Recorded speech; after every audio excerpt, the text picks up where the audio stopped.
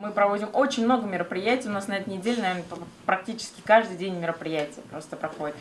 Там началось уже с самого начала недели. У нас в пятницу прошла встреча делового клуба совместно с клубом, бизнес-клубом «Сильные люди». Вот как раз-таки мы приглашаем интересных спикеров. И у нас был Ильнас Набиуллин, это владелец сети парикмахерских Чио-Чио, у него коворкинги и многие разные бизнесы из этой сферы. Также у нас сегодня был в пятницу Чингис Мусин, крутой маркетолог, владелец бренда Яратам Дизайн. Они делают крутую мебель, необычную эко-мебель, которая уже на международном рынке тоже популярна. И также у нас вот вчера была интересная встреча, Аллагы называется. Это встреча знакомств, общения между собой, там, где очень много новых знакомых людей вы можете себе как бы записать в книжку. И также кто-то там создает пары, кто-то новые проекты, и как кто-то поговорил, пообщался, и разные интересные моменты возникают. Вот, сегодня у нас было, например, в час мы писали татарча диктант. Зря, что вы не дошли, не доехали, но можно было также онлайн написать на сайте. Это вот ежегодная акция от Национального конгресса татар, который проводит, это такая акция трехдневная, то есть вы проверяете свои знания татарского языка, татарча диктант, так и называется. Вот, мы писали ее сегодня с Саидой Мухамедяновой, знаете, наверное, певица, очень популярная, она участвовала в «Голосе», сейчас она участвует в многих международных проектах. Вот, Шулайнде, вы сегодня, как, наверное, это у нас традиционная встреча, Бүгін біздің якшамбе яшляр киші. Эта встреча как раз-таки для вас, для студентов всех вузов Москвы, для того, чтобы вы друг другу помогали, поддерживали. Есть даже иногда у нас здесь люди из одного вуза здесь именно знакомятся, а потом уже непосредственно в вузе создают свое землячество. И даже такие истории у нас есть. В каждом вузе мы стараемся, чтобы землячество татарское тоже было. Сегодня даже есть руководитель башкирского землячества у нас, Настя. Я сегодня познакомилась с ней, тоже расскажет, наверное, о себе. Шулаюк, Сызне, мы очень побуждаем вас к активности. И вы все, надеюсь, есть в чате нашем общем студенческом, да? Да. Все есть в чате, все отлично. Потому что все мероприятия, которые у нас проводятся здесь и помимо наших стен татарских штаба, да, мы там анонсируем все. И также вас тоже хотим попросить, чтобы вы анонсировали интересные встречи, которые можно тоже пригласить других, потому что эта группа, я смотрю, она вообще не активна. То есть у нас есть группы, где друг другу есть, например, основной штаб, есть у нас Рахат по катушке, есть у нас татарская мафия, которая каждую пятницу проходит. У нас разные очень активности. И эти активности проводят сами люди. То есть не я. Тут просто какой-то там Руслан, он говорит, давайте там соберемся в караоке. И просто там 20 человек собрались в караоке. Вы тоже можете быть инициатором этого. То есть никто вас за это ничего не делает. Это группа для вас, для того, чтобы вы вместе проводили досуг. Я же не могу каждый день вас куда-то водить и каждый раз что-то писать вам. То есть не у каждого интересы будут так совпадать с моими. А есть, если у вас в институте, например, также что-то проходит, очень много, наверное, мероприятий сейчас, фестиваль национальных культур проводит. Почему бы не пригласить представителей из других вузов? Если есть возможность, приглашайте, и не только на эти мероприятия вместе. Например, сейчас идет в Соборной мечети, каждый день практически будут показы фильмов.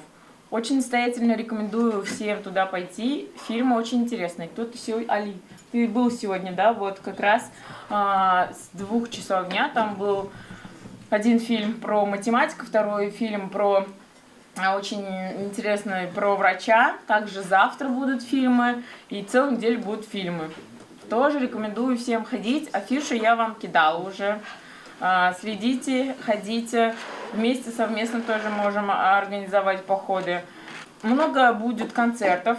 16-го концерт будет у нас Гузель Уразовой. Кто не знает, слышал, может быть, афишу тоже скину. Также 16 ноября у нас будет концерт Ильси Бадретдиновой. В один день, да? 2 концерта целых. Сегодня, кстати, был концерт Анвара Галимова. Кто слышал, ходил. Вот. Каждую неделю практически концерты. Шула, юг. У нас очень много активностей. Кызлар стройlar, нәрсе ал штаб қойдан, как Ильян, да? Штаб у нас создал первый секретарь Татарстана. Вот он создал этот штаб, его сейчас нет. Значит, и вот мы ведем это дело. У меня объявление какое, значит? Мы все вместе каждый год ездим 2 раза на кладбище. Вот, один раз мы ездим на могилу Табеева в марте, и один раз мы ездим на могилу Лимаева, Троекуровское кладбище. Вот 14 ноября мы здесь собираемся в 12 часов в 11:30. Вот кто хочет на Троекуровское кладбище. У нас будет машина, мы туда съездим, посетим вот Лимаева могилу, значит, Акчурина, знаете, наверное, да? Вот его могилу, Лимаева и Козлова 3 могилы у нас, и Смакова. Вот 4. Вот, так что 14 числа, вот, значит, если с погодой все будет нормально, так что ждем вас, давайте вместе с нами съездите. Кто один раз обычно с нами поехал, тот на следующий год обязательно еще раз едет. Вот так. Значит, ну, завтра у нас бизнес-сообщество будет. Бизнес-сообщество тогда на этот 6 часов здесь, кому интересно, чисто вот бизнесменов послушать, это тоже вот завтра будет. Оно будет, значит, татарша айтканда инде ол, вот һәрбер кеше, чтобы меня чувствовал себя татарином, да, осознавал себя татарином, чтобы вот татарский язык, такой язык, что он до вас дошел. Да, и чтобы вы между собой разговаривали, как его сохранить, чтобы вы будущим поколениям его передали, что вот этот татарский язык, это огромное как богатство, состояние, и татарская нация, она же тоже уникальна. Вот нас с вами что объединяет всех? Мы все татары из разных мест. У нас одна и та же с вами история, да? У нас одни и те же с вами герои. У нас одно и то же с вами прошлое и будущее, вот. Поэтому вот как-то вот, чтобы вы чувствовали себя татарами, самое главное, чтобы сегодня все танышыгыз, біріңізден телефоннар алыгыз, һәрбір кеше 20-30-40 телефон болсын инде менә у нас сөйләшергә, чтобы были вы позитивно настроены, помочь друг другу, вот, чтобы вы все осознавали себя в этой большой московской татарской семье. Вот Москва большой город. Вот сколько у нас населения? 13 миллионов. Ну 13, еще область есть. Вот. И вот на всю эту конгломерат назовем, да, на 25 миллионов почти, единственный татарский Новый год, это у нас, с ведением с татарской музыкой. Ифтары мы проводим. Единственный татарский ифтар тоже только у нас. Вот. Поэтому, значит, вот по Новому году, чтобы вы как-то помогли бы, да, какой-то или оргкомитет, или активисты. Ну, давайте передадим слово нашему сегодняшнему спикеру. Айдар Галиуллин, сертифицированный коуч ICF по 2-й ступени даже, оказывается, он там даже, я узнала, что есть уровни, 2-й левел у него. Вот, и поговорим сегодня про целеполагание. Давайте встречаем спикера. Мне 30-ка, если что, я не закончил первое образование, ушел с 3-го курса эконома. Потому что мне не нравилось учиться, если честно, я вообще поступать не хотел. Вот. Я пошел в армию, потом начал работать, и вот в 30 лет я сейчас снова студент, обучаюсь психологии, бизнес-психологии. Вот. Поэтому я вас прекрасно понимаю, с вами на одной волне, только постарше чуть-чуть, возможно, многих. Вот. Сегодня как раз тема про то, почему я ушел тогда из универа. Если бы я тогда вот это знал, я бы, наверное, поступал вообще в другой универ и сразу пошел бы на психолога учиться. Вот. И сегодня мы как раз поговорим про вас. Кто-нибудь когда-нибудь мечтал побывать археологом? Да, супер. А вот я как раз с учеными гоняю в археологические экспедиции. Мы копаем стоянки под Брянском, например, в Хотылево, село Хотылево с Станиславом Дробышевским, с антропологом, может, кто знает.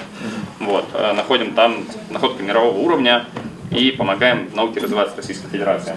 Я с детства в теме бизнеса, то есть я все проблемы предпринимателей знаю, я работаю с предпринимателями. И тема, о которой я сегодня говорю, это такая самая сильная часть у меня. Я вот про фокус, про движение вперед к целям и так далее. И у меня к вам простой вопрос. Зачем нам ставить цели? Кто подскажет? Кто готов высказаться? Чтобы понимать, зачем двигаться, чтобы дойти до конца. Чтобы понимать, куда двигаться. Чтобы не было скучно. Так, еще что? чтобы выходить на новый уровень? Осознать векторы развития. Супер. Вот, как раз эта картинка про это.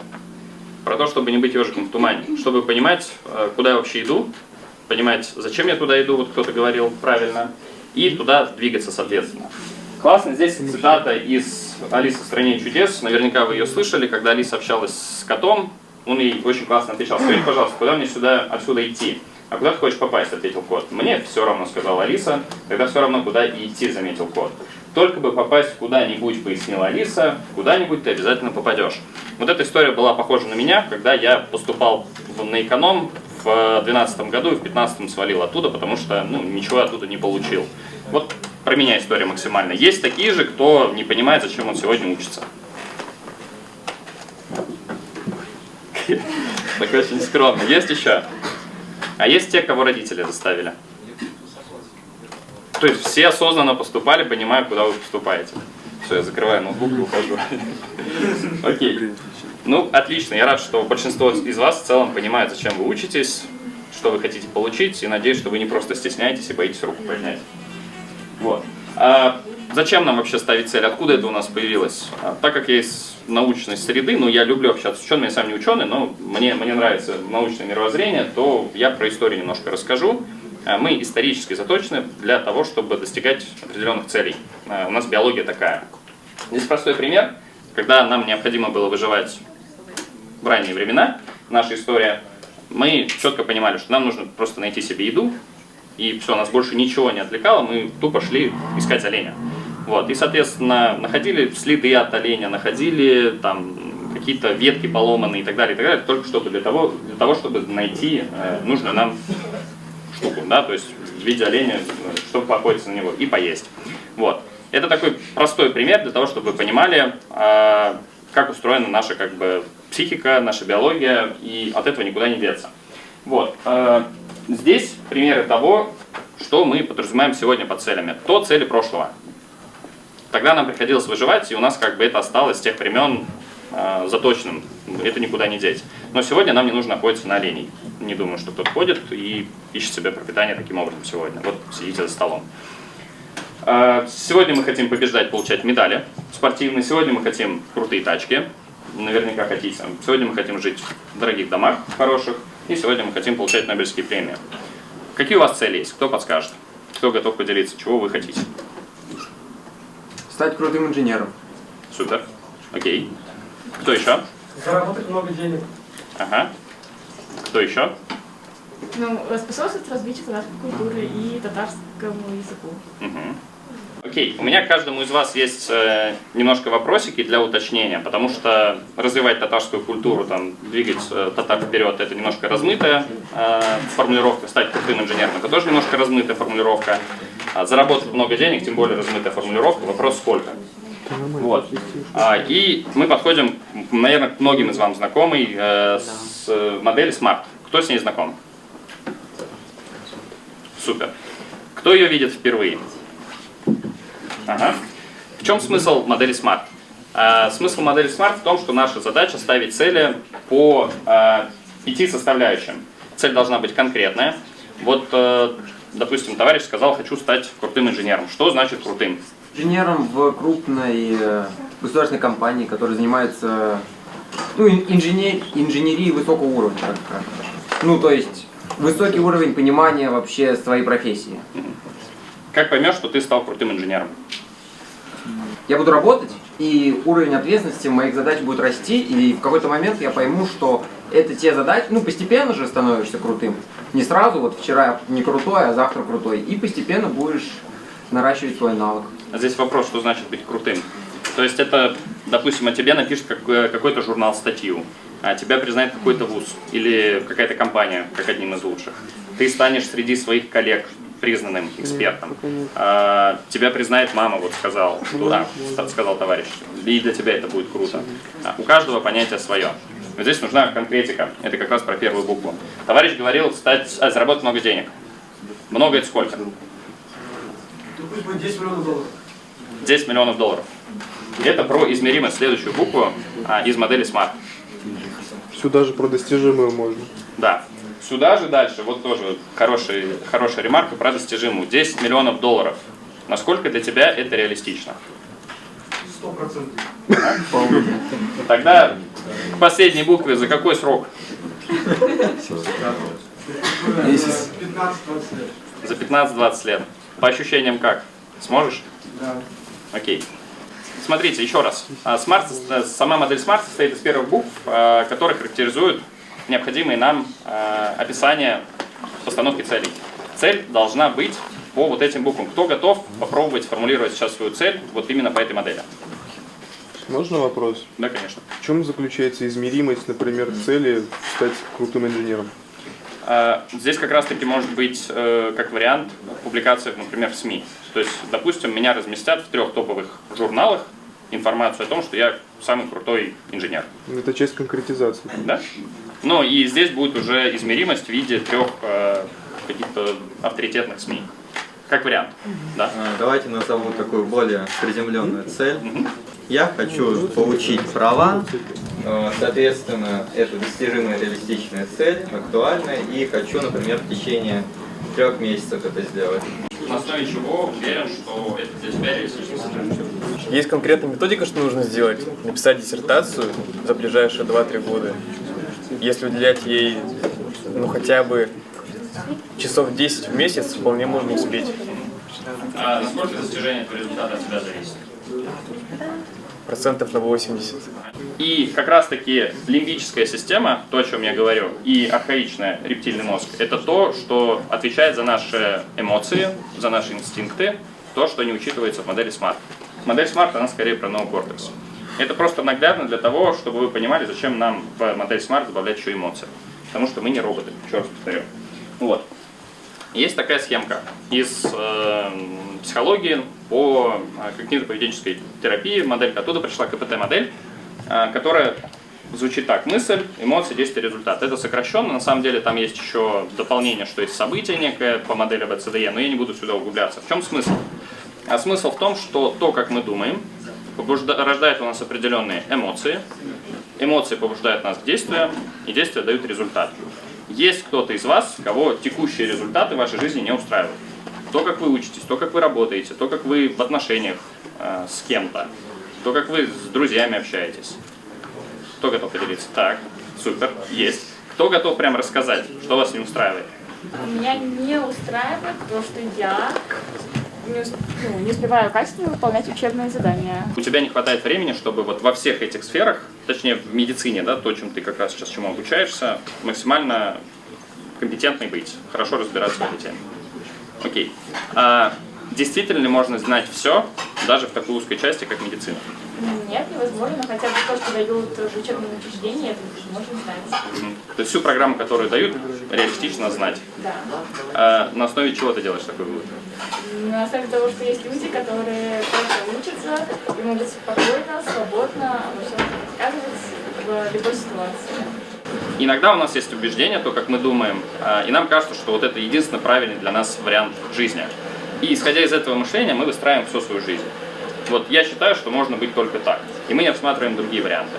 Но если нас все устраивает, тогда окей, а если нас что-то не устраивает, значит нам пора менять то, как мы думаем. Вот здесь как раз вопрос о том, насколько действительно реалистично знать все, даже вот в медицине. Уверен, что вряд ли все можно знать. Вот. И возвращаясь к модельке SMART, почему я говорю, что этого недостаточно, потому что наша задача включает сюда еще эмоции. Каким образом? Так как я коуч, то я всегда за вопросы. И начинается все как раз таки с вопроса «что хочешь?». С одной стороны, формулировка довольно-таки логичная. Она про логику, она про неокортекс. Но когда мы начинаем говорить про то, что я хочу, у нас появляются эмоции. Кто может сказать, что я хочу? Достигла своей цели, выполнила свое желание развивать татарскую культуру. Тебе это желание выполнить эту цель зачем? Для того, чтобы быть довольной собой. Что я буду просыпаться с радостью, потому что у меня будет хорошее настроение. То есть получается, что ты получаешь высшее образование, чтобы у тебя было хорошее настроение, можно сказать. Наша задача докопаться до наших ценностей, их много может быть. Можно выделить 4 основные ценности. Это страх, мотив, можно назвать его мотивом. Страх, выгода, интерес, любовь. Это одна история. Можно их там назвать вообще по-разному. Там, желание быть здоровым, желание жить дольше, желание быть успешным, желание угодить родителям и так далее, и так далее, и так далее. Вот. Это наши ценности, то, на что мы опираемся в своей жизни. Для чего мы это делаем? Для того, чтобы что-то почувствовать. Когда ты сказала «хочу быть радостной», заулыбалась. Видела? Ну или заметила. Вот. И именно это вызывает у нас эмоцию для того, чтобы мы побуждали себя к действиям. Если возвращаться к вот этой картинке. То есть, когда мы что-то хотим, наша задача найти в этом эмоцию. Кто еще готов? Потом мы с одним человеком общаемся, кто еще... Ага. Я хочу подойти к тебе после этой лекции, поговорить по поводу археологического выезда и как это можно поучаствовать в этом. Я хочу получить новый опыт, потому что мне действительно интересно покопаться в этих старых... Мне интересно знать, как люди жили раньше. Вот это я прям обожаю. Так. А что в этом такого для тебя важно? Для меня важно очень много мыслить и как-то додумывать, прикидывать. То есть обрабатывать информацию. И это доставляет определенного рода удовольствие. Пускай будет маленькая победа. Победа. Да. Так, и вот сейчас улыбаешься. Получается, что ты подойдешь ко мне, чтобы почувствовать вкус победы. Можно сказать? Да, давай так скажем. В дальнейшем. В будущем, да. Ценность для тебя чувствовать вкус победы, ты от этого что-то... Конечно. Есть ли вопросы по этой теме? Просто вот это прям самый важный вопрос, который вы можете себе задавать. Особенно касаемо учебы сейчас. Зачем вы учитесь? Чтобы что? И постарайтесь покопаться. Я прям очень рекомендую, зачем вам это нужно делать. Чтобы потом не было, как у меня, уйти с 3-го курса там или переучиваться. Супер. Дальше это про уточнение.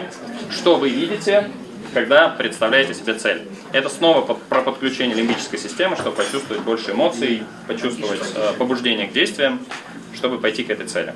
Кто готов рассказать про свой образ, про свое видение того, что вы хотите? Ну, я вижу, занимаюсь моделированием какого-то, например, компрессора. И вокруг меня тоже сидят инженеры. Возможно, я какой-то занимаю руководящую должность, возможно, нет. Такое себе картинку рисую. Что еще? Ты видишь? Какой ты, кто вокруг? Что ты делаешь? То, что я приезжаю, что это находится в Москве, например, вот это место. Что... вряд ли это какое-то красивое здание. Скорее, это больше промышленное здание. Вот. На Каширской, например. Из этой всей картинки тебе что больше понравится? Сам процесс моделирования. У меня складывается ощущение, что я тебе не верю.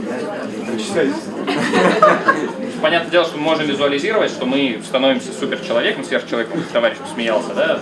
Вот. Но не факт, что ты этого достигнешь, никто этого не гарантирует. Вот. Но тут вопрос опять зачем? Чтобы что? Что ты хочешь этим получить? Здесь ребята начали озвучивать свои ценности, получать радость от того, что я делаю. Человеку просто чертить нравится, да? Оговорочка такая небольшая, сори. Вот, возможно. И этот человеку просто ценно, ему нравится просто чертить. И все, ничего с этим не поделаешь. Такой человек. И тогда ему понятно, зачем ему это делать. А вот человеку 20 миллионов, если он готов пообщаться, мы можем сейчас попробовать выяснить, что там такого для него. А можно вопрос за 20 миллионов долларов?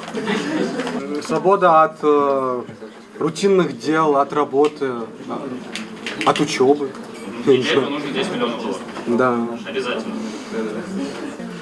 Я себе могу представить, какую жизнь я хочу увидеть, какая она у меня будет. И примерно оцениваю. Так, хорошо, какая она у тебя будет? Здесь можно много говорить, но как и у всех, это все стандартно. Хорошие автомобили, большой дом. Автомобиль это какой? М8 BMW. BMW 8. Да. Сколько она сейчас? Миллионов 20 стоит? Да. В рублях? Да. Так, что еще? Квартира в центре Москвы, загородный большой дом. Квартира в центре Москвы какая? Пусть будет за 2 миллиона долларов. За 2 миллиона долларов? Беззаботную жизнь себе и моей семье на много десятилетий вперед. Мне кажется, что 10 миллионов долларов, почему-то у меня ощущение, не истинная цель, но это мое мнение. Еще один важный вопрос, который вы себе задаете, когда рассказываете про свою цель или представляете ее, что вы чувствуете по отношению к ней. Почему это важно? Потому что если вы думаете о своей цели, как заработать 10 миллионов долларов за 20 лет, и это вызывает у вас страх капец, какой сильный, Вопрос, зачем вам такая цель нужна, если вы ее боитесь? Если она у вас вообще ничего не вызывает, мысли об этой цели, вопрос таки опять, зачем вам эта цель, если она у вас ничего не вызывает, вы ничего не будете с ней делать. А если у вас цель вызывает, например, радость от победы, то понятно, что ты пойдешь и будешь это делать, потому что тебе кайфово, тебя побуждает к действию, и ты будешь как бы на это реагировать. Классно еще задавать вопрос себе, а как у меня тело реагирует? У меня здесь сжимается что-то. Я наоборот расправляю плечики и готов вперед бежать. У меня ноги там начинают трястись, я прям хочу уже сорваться, и все, Айдар, прекрати говорить, я побежал. Вот, это тоже классный вопрос, который стоит себе задавать. Вот. Тоже очень важный вопрос, почему именно сейчас? Почему именно сейчас я хочу делать то, что я собираюсь делать?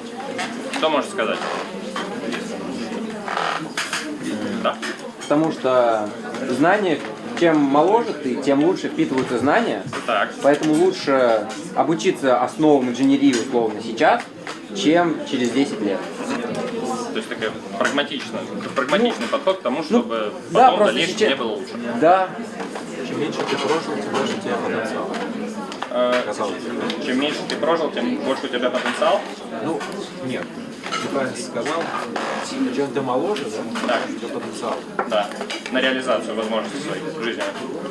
У тебя появилось слово «важность для общества», точнее слова. Да. И здесь появляется новая ценность, возможно. Да. Зачем тебе это? Чувствовать то, что я не просто так живу. Да. И это классный момент, потому что когда мы начинаем рассказывать о критериях достижения цели, когда мы достигнем ее, здесь у нас начинают вылезать истинные наши мотивы, ценности, потребности и так далее. Поэтому критерии очень-очень-очень сильно важны. Рекомендую здесь позадавать себе этот вопрос вот прям до отсечки, когда вот, все, больше уже ничего не могу придумать.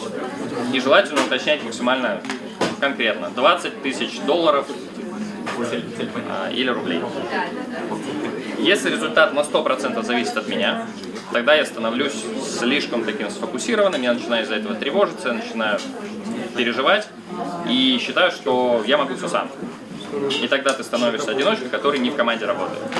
А на самом деле все результаты получаются в работе коллективной, в команде. Когда ты считаешь, что результат вообще не зависит от меня, это про отсутствие ответственности. Ты не готов брать ответственность за достижение своей цели, и, соответственно, наверное, ты к ней не придешь.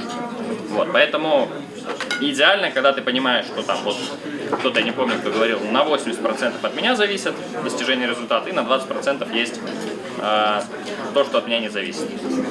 Какие-то внешние обстоятельства. Погода, войны, болезни, эпидемии там, и так далее, и так далее, и так далее. Вот, это прям важный момент тоже.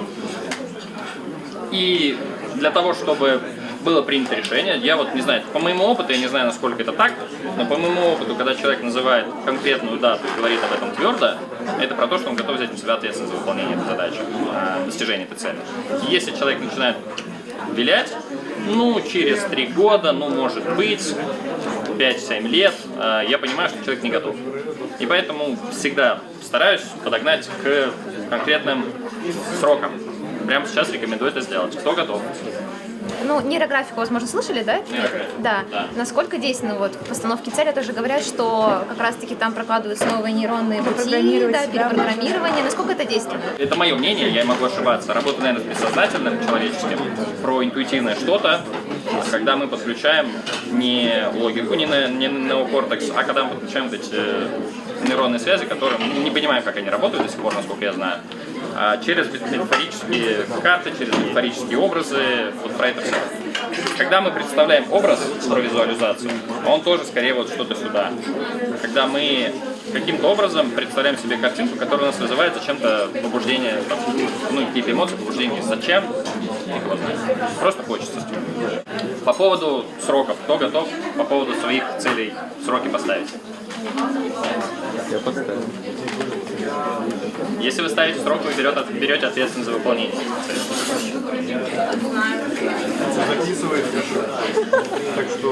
Тем более социальная ответственность, все это слышат. Вот. Так. То, о чем я говорил. Так. Помимо смарта есть вот такая еще моделька Grow. Тоже прикольная модель. Она про адекватность. Про то, насколько я адекватно оцениваю свою силу. чем смысл этой модельки? G – это цель, goal – что я хочу, R – это реальность, что происходит сейчас в моей жизни, что мне сейчас, O – это options, что я могу сделать, какие у меня есть варианты из того, что я могу сделать. И V – это про принятие решения, что я буду делать, какие задачи я буду выполнять для достижения своей цели. Вот. Тоже классная модель, ее тоже создал коуч из спорта, тоже можно использовать. Подробнее там в источнике есть. Так. Я еще забыл добавить сюда про цикл Колба, Дэвида Колба. Это про циклы, про то, в целом, как мы обучаемся. Обычно я добавляю, но здесь почему-то забыл. Короче, когда мы поставили себе цель и начинаем к ней двигаться, что происходит? Мы начинаем что-то пробовать, у нас возникают проблемы. Ну, так или иначе. В этом случае мы получаем определенный опыт, который мы переосмысляем, корректируем и пробуем заново. И происходит циклирование. Опыт, результат, анализ, попытка. Опыт, результат, анализ, попытка. Это самый лучший способ обучаться. Обучаться в вузе, на работе, чему-то новому. Всем привет, меня зовут Айдар Галиуллин, я профессиональный коуч. Сегодня я выступал в штабе Татар, куда меня пригласила Гульнара. Я выбрал тему целеполагания, потому что мне кажется, что эта тема очень актуальна для студентов, потому что я сам был студентом, я сейчас студент тоже, получаю высшее образование, второе для себя. Вот. И для меня это было когда-то проблемой. Что я хочу, куда я двигаюсь, как мне к этому прийти. Сейчас я помогаю с этим как раз, пройдя свой путь, я помогаю ребятам и вообще людям достигать их целей. Вот. Мне понравилось то, как я сегодня пообщался с ребятами, очень живые, очень интересные люди. Штаб Татар объединяет вокруг себя людей с общими ценностями, с общей культурой, с общим языком, для того, чтобы поддерживать друг друга. Вот. Это классно. Я всегда за то, чтобы мы вместе достигали наших целей личных и вместе как-то продвигали общество вперед. Вот. И это вообще основа человечества, про взаимодействие. Вот, и в целом наш мозг, он заточен по то, чтобы мы взаимодействовали. Очень рекомендую увлекаться наукой, кстати. Вот, спасибо большое еще раз всем, кто сегодня был, всем, кто задавал вопросы, всем, кто участвовал. Я рекомендую посещать и вам. Штаб Татар здесь проходит огромное количество различных мероприятий, культурных, для развития, по бизнесу мероприятия проходят. Можно попеть, покушать вкусно. Если вы находитесь в Москве и соскучились по родной лапше или по пловчику вкусному, обязательно приходите. Здесь классно, здесь вкусно, здесь уютно. Я когда первый раз здесь побывал, удивился, насколько здесь домашняя атмосфера. Ты как будто приезжаешь в деревню к Даванике для того, чтобы провести с ней время. И вот прям здесь такая классная атмосфера, которую создают организаторы и все, кто здесь бывает. Спасибо большое вам за приглашение. Рад быть частью этого штаба, частью нашего татарского народа.